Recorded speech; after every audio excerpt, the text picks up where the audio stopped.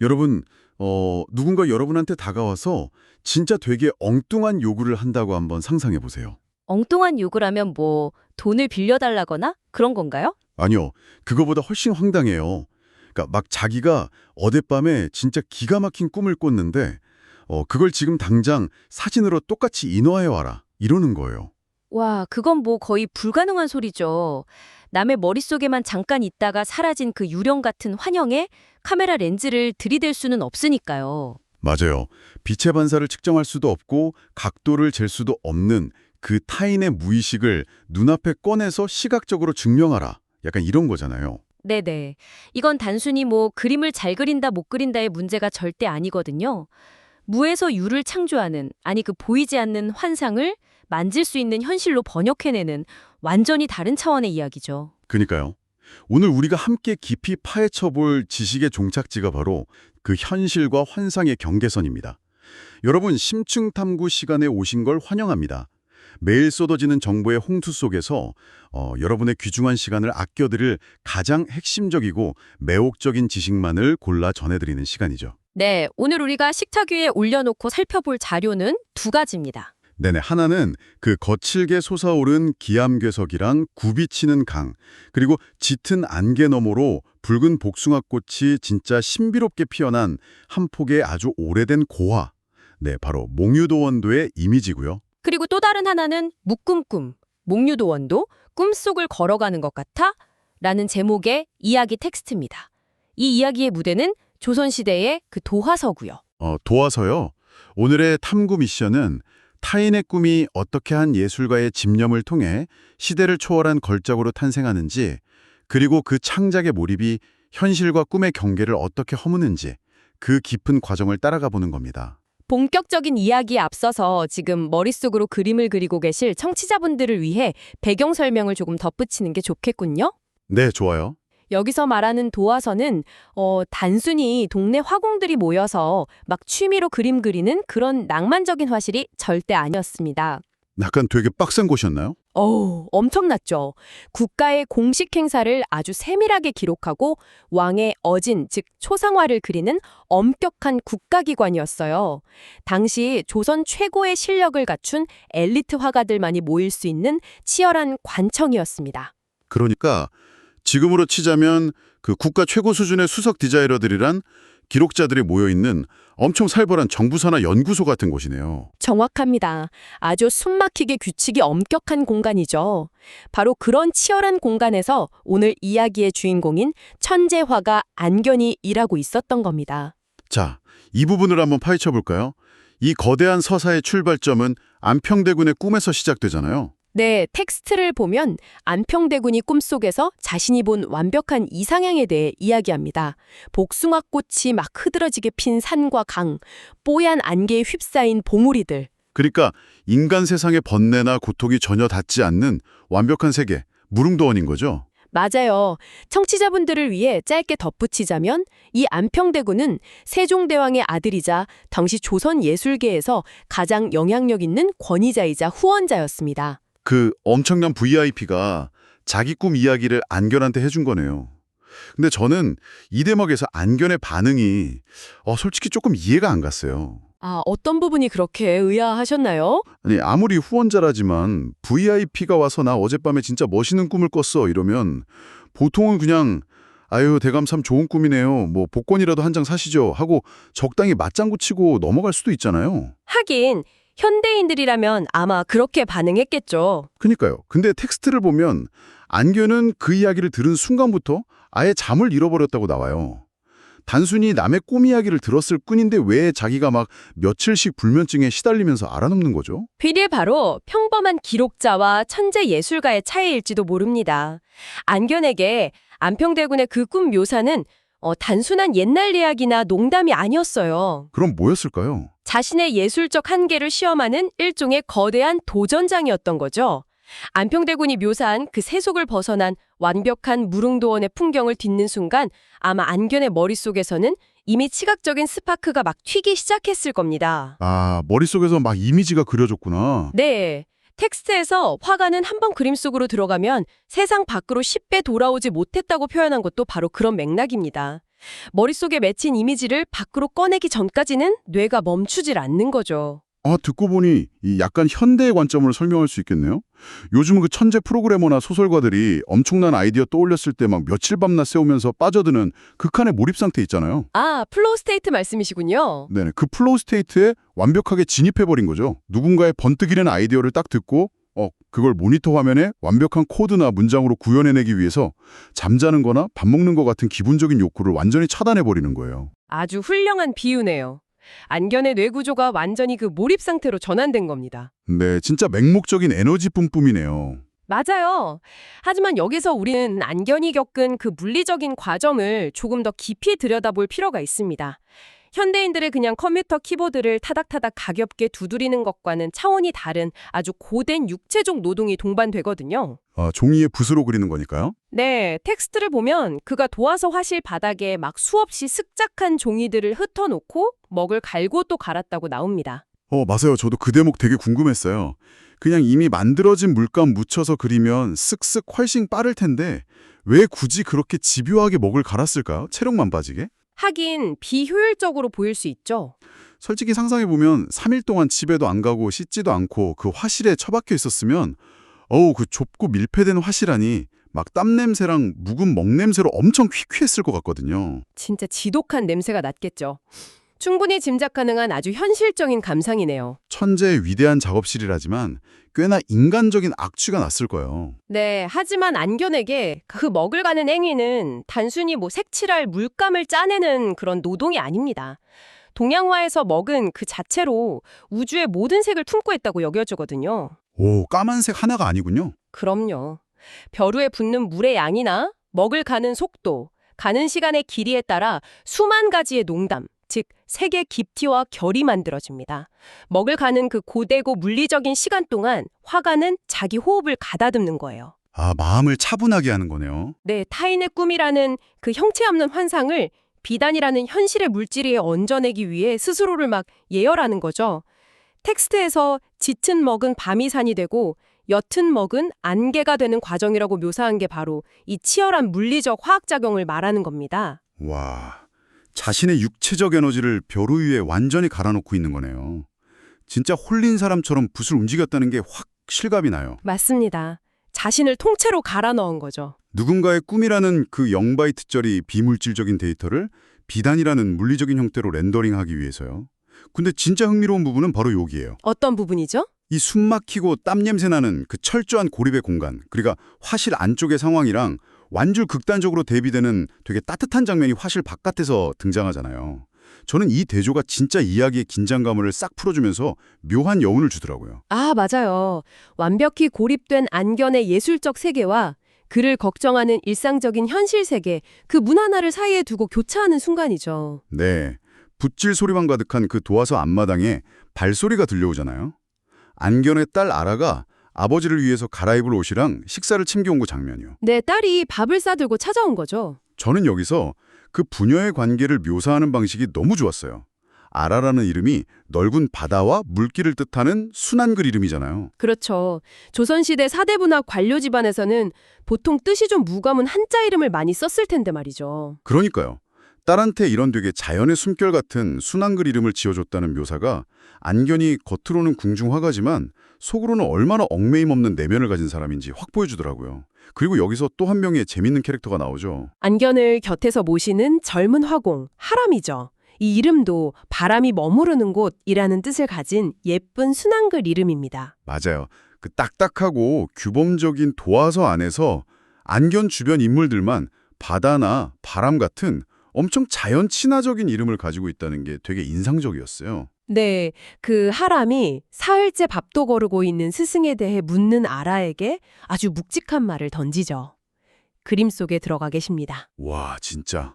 그 짧은 대답 하나에 화공들이 안견의 그 지독한 몰입을 얼마나 경외하고 있는지 고스란히 담겨 있어요. 근데 전문가는 제가 텍스트 읽다가 진짜 이야기 흐름에서 확 튀는 세부 묘사를 하나 발견했거든요. 오, 어떤 건가요? 딸 아라가 찾아왔을 때 작가가 굳이 아라의 옷차림을 짚고 넘어가요. 텍스트에 연피농 저고리를 입고 있었다고 되게 구체적으로 색상까지 묘사되어 있거든요.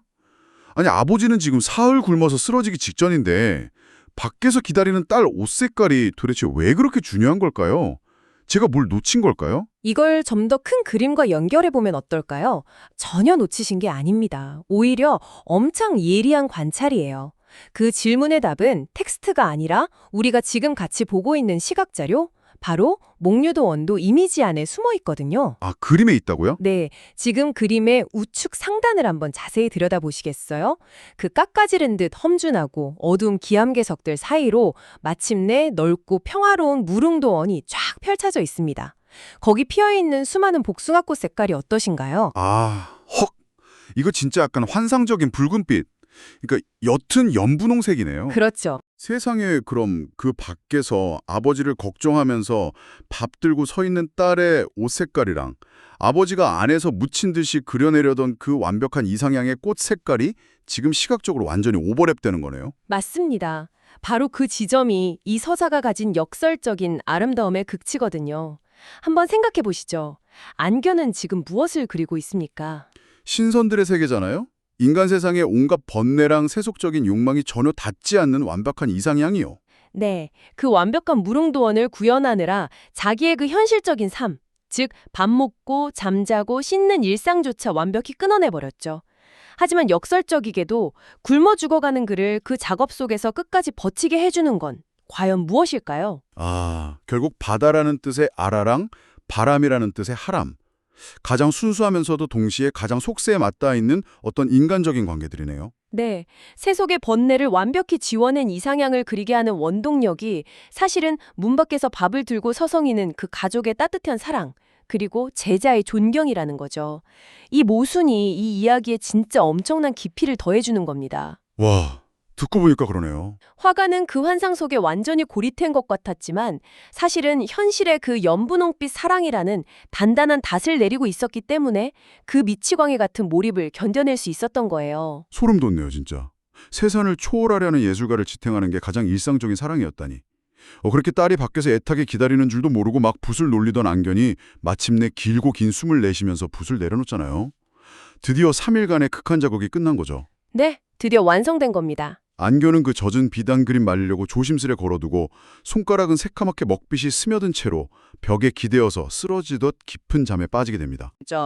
동쪽 창문으로 스며든 새벽 햇빛이 천천히 비단 위를 비추기 시작합니다. 일찍 도화서에 출근한 동료들이 그걸 보게 되죠. 네, 동료 화공들이 그 완성된 몽유도원도 앞에 딱 서게 되는 겁니다. 이 화공들의 반응을 묘사한 텍스트가 진짜 압권이에요. 천재 엘리트들이 그림 보고 막 넋이 나가서 단체로 말을 잃잖아요. 그러다 누군가 중얼거려요. 안개였다.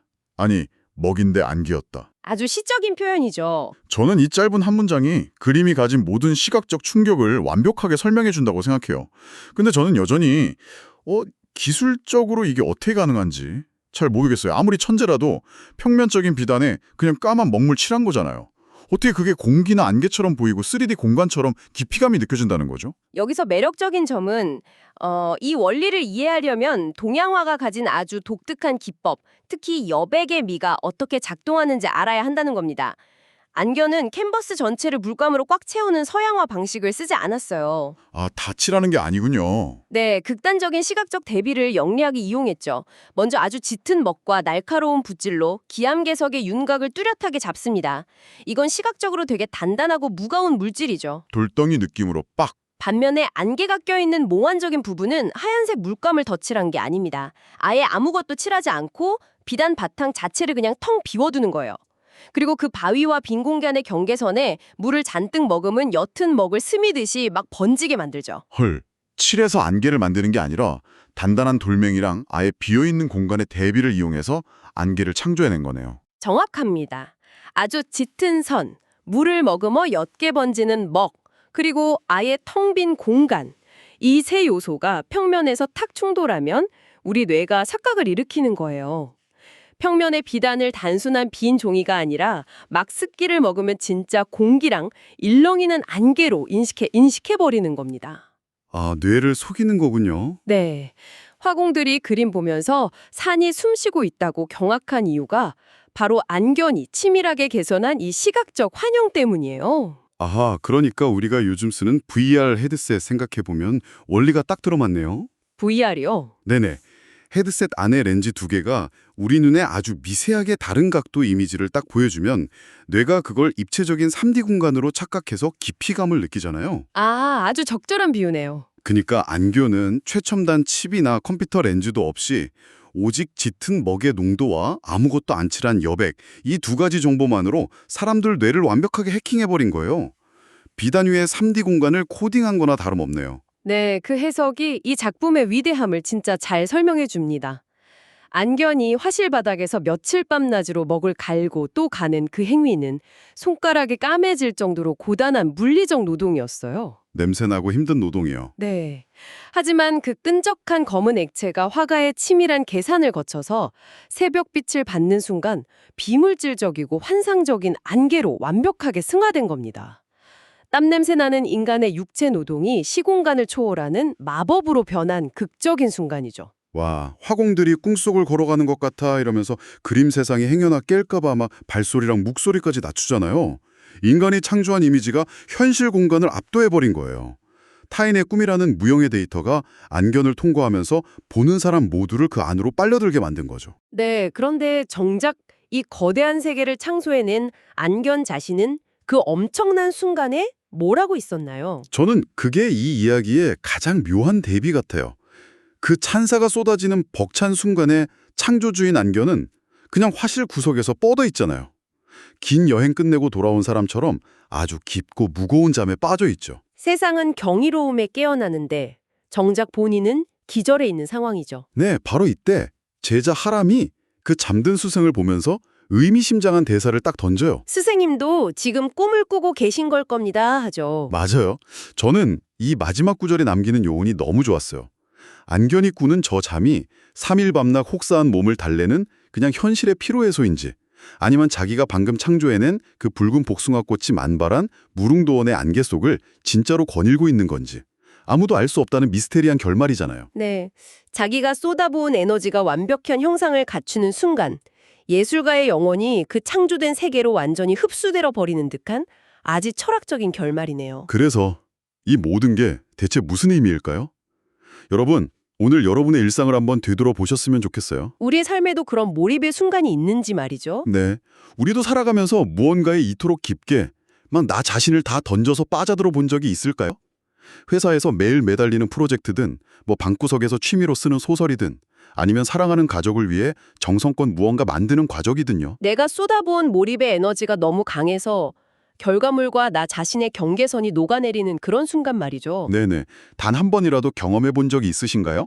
자신이 창조한 세계에 스스로 잡아먹힐 만큼의 그 압도적인 몰입이요. 이건 아주 중요한 질문을 던지게 하죠.